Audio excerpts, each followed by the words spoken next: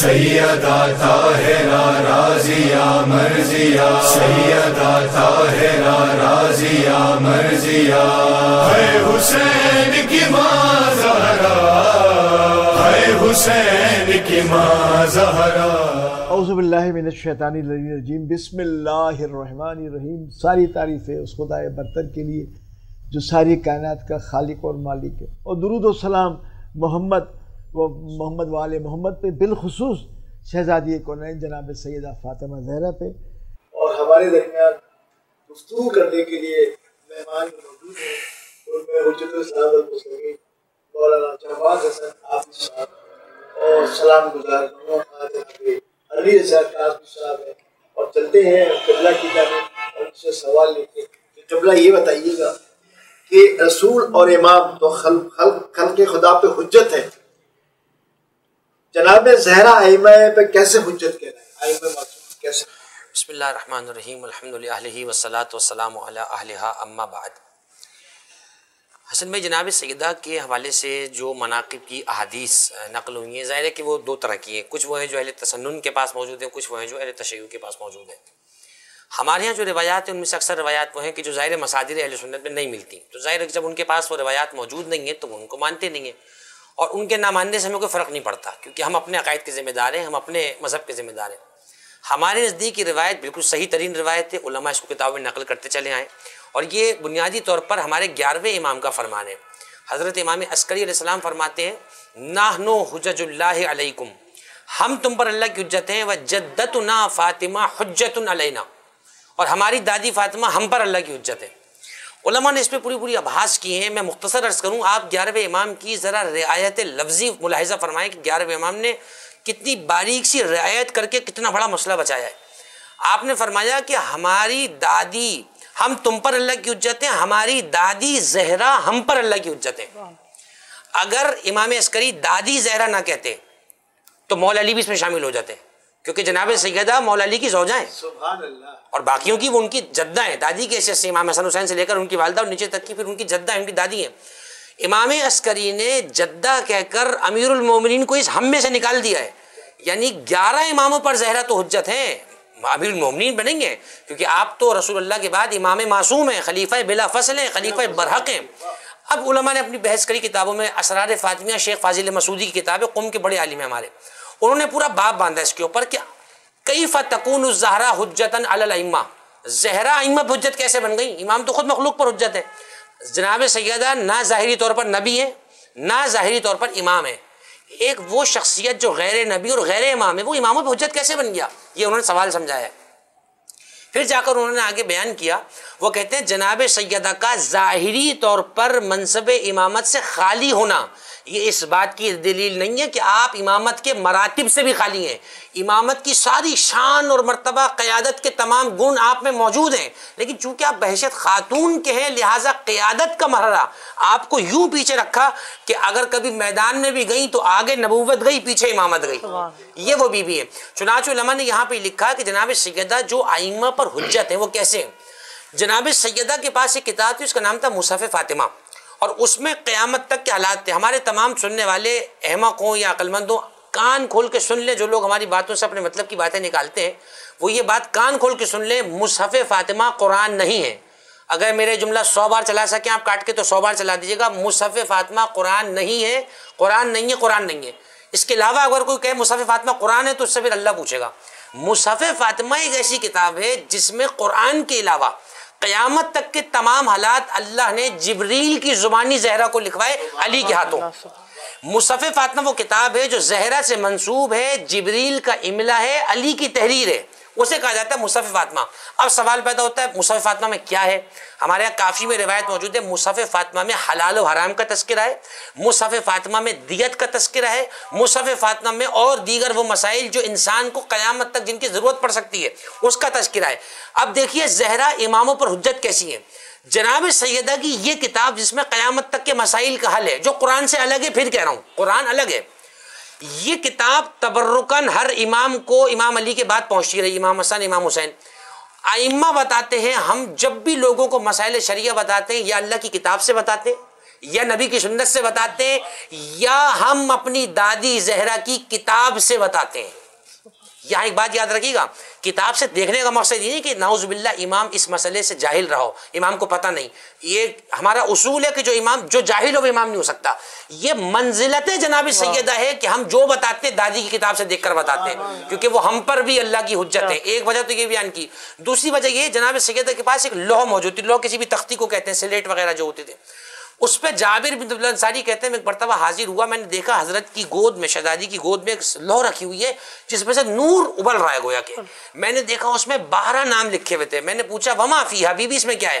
فرمایا اس میں قیامت تک کے اوصیہ کے نام ہیں جو قیامت تک میرے بابا کے جانشین آئیں گے. آپ قربان ہو جائیں.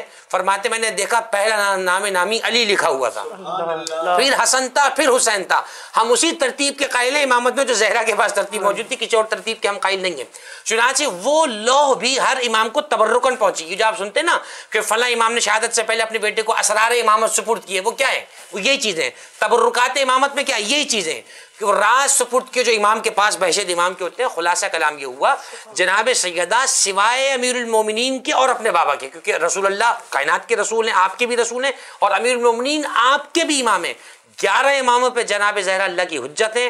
یہ حدیث ہمارے یہاں مسلم 11 امام کی موجود ہے. اور جناب سیدہ کی وہ عظیم منزلت ہے کہ جس میں کوئی عورت اور کوئی مرد جناب سیدہ کے شامل نہیں ہو سکتا. سبحان اللہ، ماشاء اللہ. قبلہ بہت اچھی وضاحت کی آپ نے، بہت اچھی عمدہ. اور ناظرین نے بھی یقیناً آپ کو جو سماعت فرما رہے اس وقت سن رہے ہیں وہ بہت کچھ استفادہ حاصل کر رہے ہوں گے. آئیے ہم چلتے ہیں جناب کاظمی صاحب کی طرف، علی رضا کاظمی صاحب کی طرف. اور کاظمی صاحب آپ سے گزارش کروں گا کہ اس جناب سیدہ کے حوالے سے کوئی کلام ہمارے ناظرین کے لیے پیش کریں. بی بی سرکار کے حوالے سے چند اشعار بطور خاص. آپ کیا جانے فاطمہ کیا ہے؟ آپ کیا جانے فاطمہ کیا ہے، آپ کیا جانے فاطمہ کیا ہے، جس کو مختار امر کہتے ہیں، جس کی راتوں کو قدر کہتے ہیں، صبح کو جس کی فجر کہتے ہیں، شام کو جس کی عصر کہتے ہیں، ہر زمانے پہ جس کا قبضہ ہے. آپ کیا جانے فاطمہ کیا ہے،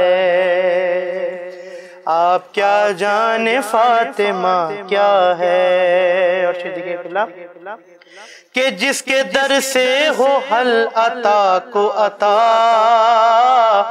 انما کی اما کا ہے گوشہ، کل کفا جس کا خود گواہ بنا، فاتحہ کر رہی ہے جس کی ثنا، پورا قرآن ہی قصیدہ ہے. آپ کیا جانے فاطمہ کیا ہے. اور جس کا بابا رسول عاشق رب، جس کے بیٹے حسن حسین لقب، یہ جہاں میں ہے سب سے اچھا نسب، جس کے شوہر علی امیر عرب، سورہ نور جس کا شجرہ ہے. آپ کیا جانے فاطمہ کیا ہے. اور یہ گھرانہ سخی ملا ہم کو، ہر وسیع ہر ولی ملا ہم کو، ایک ولی کیا علی ملا ہم کو، اسی گھر سے خدا بھی پایا ہے. آپ کیا جانے فاطمہ کیا ہے، آپ کیا جانے فاطمہ کیا ہے. ماشاءاللہ ماشاءاللہ. جناب علی رضا کاظمی صاحب جناب سیدہ فاطمہ زہرا کے بارے میں ایک کلام پیش کر رہے تھے، اور یہ کلام کا حاصل یہ تھا کہ آپ کیا جانے فاطمہ کیا ہے. سبحان اللہ سبحان اللہ. ناظرین آئیے ہم اپنا سوال لے کے پھر ایک مرتبہ قبلہ کی بارگاہ میں حاضر ہوتے ہیں کہ قبلہ یہ بتائیے گا تبرکات جناب میں سے لوح اسماء ائمہ وہ مصحف فاطمہ پر روشنی ڈالیں. بسم اللہ الرحمن الرحیم. میں ذیلی طور پہ اس کا جواب دے بھی چکا، لیکن ایک مستقل سوال آپ نے قائم کیا تو میں پھر عرض کروں. دیکھیے مصحف جب بھی ہم کہتے ہیں تو عربی میں مصحف جو ہے وہ کسی بھی کتاب کو کہا جاتا ہے. آپ عرب میں جائیے، آج تک ہم کہتے ہیں قرآن شریف، قرآن پاک، عرب میں آج تک کہتے ہیں مصحف شریف. عرب میں مطلق کسی بھی کتاب کو وہ کہتے ہیں مصحف، صحیفے کی جمع مصحف یعنی. اور اس کے علاوہ اگر آپ دیکھیں مصحف شریف جب وہ کہتے ہیں تو اس سے مراد وہ قرآن لے رہے ہوتے ہیں، لفظ شریف جب لگتا ہے اس کے ساتھ. ہاں یہ جو بات ہم کہتے ہیں کہ مصحف فاطمہ، اس سے ہمارے جو معاندین ہیں، جو ہم سے بغیر کسی اس کے علمی دلیل کے اختلاف رکھنے والے احمق لوگ ہیں، وہ یہ سمجھتے ہیں کہ ہم کسی دوسرے قرآن کے قائل ہیں. جبکہ میں یہ بات بڑے اطمینان سے وثوق سے کہنے کی پوزیشن میں اس وقت ہوں کہ جتنے بڑے قرآن کے محافظ ہمارے ائمہ رہے اتنا کسی کا کوئی بڑا نہیں رہا ہے. ہمارے بڑوں نے قرآن گلا کٹنے کے بعد بھی پڑھ کے سنایا ہے. تو ہمارے وہ بڑے قاری نہیں تھے کہ بس گلا ٹھیک ہے تو قرآن پڑھ رہے ہیں، گلا خراب ہے تو قرآن نہیں پڑھ رہے. ہمارے اماموں تو گلا کٹنے کے بعد قرآن سنائے. تو ہمیں کوئی زیادہ قرآن کے جو ہے وہ پارٹ نہ پڑھائے، ہمیں کوئی نہ بتائے قرآن کی حفاظت کیسے کہتے ہیں، ہمیں کوئی نہ سمجھائے تعریف قرآن کا عقیدہ غلط ہے. ہم سے زیادہ قرآن کا کوئی محافظ ہو بھی نہیں سکتا ہے. دوسری بات یہ کہ مصحف فاطمہ کو اگر آپ قرآن کہیں گے تو میں آپ کی خدمت میں پھر کچھ اور مصحف پیش کروں گا. مصحف عبداللہ ابن مسعود آپ کی کتابوں میں موجود ہے، مصحف عائشہ آپ کے پاس موجود ہے، مصحف عبداللہ ابن عمر آپ کے پاس موجود ہے، مصحف عثمان آپ کے پاس موجود ہے، مصحف دیگر کئی صحابہ کے مصاحف موجود ہیں. تو اگر آپ کی ضد یہی ہے کہ مصحف فاطمہ قرآن ہے تو ان سارے مصاحف کو آپ کیا کہیں گے؟ کیا 5-6 قرآن تھے؟ نعوذ باللہ. یہ آپ کس ڈگر پہ قوم کو لے کے جانا چاہ رہے ہیں؟ جناب سیدہ کی فضیلت کو سمجھیے. علماء نے اس کی وجہ بھی بیان کی. چلیے آپ کے سوال کی برکت سے یہ چیز مجھے یاد آ گئی. یہ کیوں لکھوایا گیا مصحف فاطمہ؟ کہ امام جناب سیدہ کو ویسے ہی نہیں دیتا پروردگار قیامت تک کیا ہوگا؟ یہ لکھنے کی ضرورت کیا تھی؟ ہوا یہ تھا جناب سیدہ بابا کی رحلت کے بعد میں اتنا بڑا حادثہ ہو چکا ہے، دروازے کو گرایا جا چکا ہے، سب معاملات آپ کے سامنے، پورا واقعہ آپ سنتے رہتے ہیں، خدا آپ مجلس سے پڑھتے ہیں. یہ ساری کیفیت کے بعد کوئی نہیں تھا جو زہرا سے دل جوئی کرے، آپ کی بات چیت کرے، آپ سے آپ کی مزاج پرسی کرے، کبھی بھی نہیں. جناب سیدہ اداس رہتی تھی. کبھی بابا کی ابا کو دیکھا تو رونا آیا، بابا کے بستر کو دیکھا تو رونا آیا، بابا کے پیالے کو دیکھا تو رونا آیا. اللہ نے جبریل سے کہا زمین پر جاؤ. یہ ہمارے یہاں روایت موجود ہے. جبریل سے کہا زمین پر جاؤ اور میری کنیز خاص فاطمہ زہرا کے پاس جا کے بیٹھو اور قیامت تک کی خبریں اور ان کے شیعوں کے احوال اور محشر میں ان کو کیا جزا دوں گا زہرا کو بتاؤ تاکہ دل جوئی ہو جائے. یعنی اللہ یہ چاہتا ہے کہ زہرا کا دل بہلایا جائے. میری کنیز خاص ہے، میرے محبوب کی بیٹی ہے. آج میرا محبوب دنیا سے اٹھ گیا، میری محبوب کی بیٹی سے کوئی مزاج پرسی کرنے والی نہیں ہے، تو جاؤ تم جاؤ. جبریل امی تشریف لائے، سلام کیا شہزادی کی خدمت میں، فرمایا اللہ نے مجھے بھیجا ہے میں آپ کو آنے والے حالات سے آگاہ کروں. ایک دن جبریل جب آ کر چلے گئے، مولا علی کو بلایا. جناب سیدہ نے فرمایا علی میرے پاس جبریل آتے ہیں اور جبریل مجھے قیامت تک کے حالات کی خبر دیتے ہیں. فرمایا اب جب آپ کے پاس تشریف لائے مجھے بلا لیے گا. جبریل بتاتے جاتے تھے، زہرا کہتی جاتی تھی، علی لکھتے جاتے تھے. اسے مصحف فاطمہ کہتے ہیں.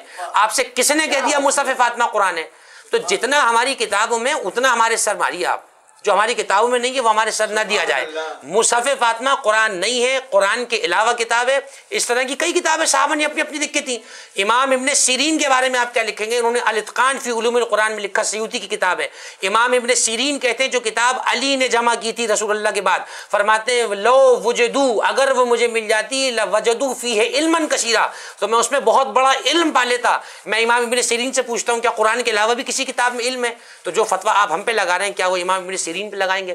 خلاصہ کلام یہ ہے مصحف فاطمہ اور دیگر تبرکات جو جناب سیدہ کے پاس بحیثیت ام الائمہ کے تھے وہ وراثتاً حسن حسین سے لے کر سب تک پہنچے. اور اس وقت میرے امام زمانہ جہاں بھی ہوں گے وہ تبرکات ان کے پاس تمام محفوظ ہیں. اور یہی امامت کی نشانی ہوتی ہے کہ اس کے پاس پچھلے امام کے تبرکات ہوتے ہیں. ایسا نہیں ہے کہ وہ شب خون مار کے کسی کے منصب کو حاصل کر لے.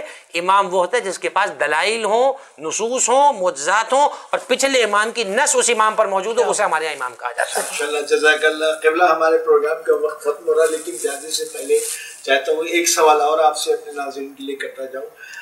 قبلہ یہ بتائیے گا کیا جناب زہرا کی معرفت بالکل محال ہے اور کیا سابقہ امتوں کو معرفت سیدہ کا مکلف کیا گیا ہے؟ بسم اللہ الرحمن الرحیم. دیکھیے حسن بھائی اگر معرفت اہل بیت اور معرفت جناب زہرا خصوصاً بالکل محال ہوتی کہ حاصل نہیں ہو سکتی تو پھر تو یہ تقاضا ہی امت سے بیکار ہے کہ معرفت زہرا حاصل کرو. یہ تقاضا ہی بالکل بیکار ہے. اس کا مطلب یہ ہوا کہ جو کمال معرفت ہے، جو اصل معرفت ہے وہ محال ہے.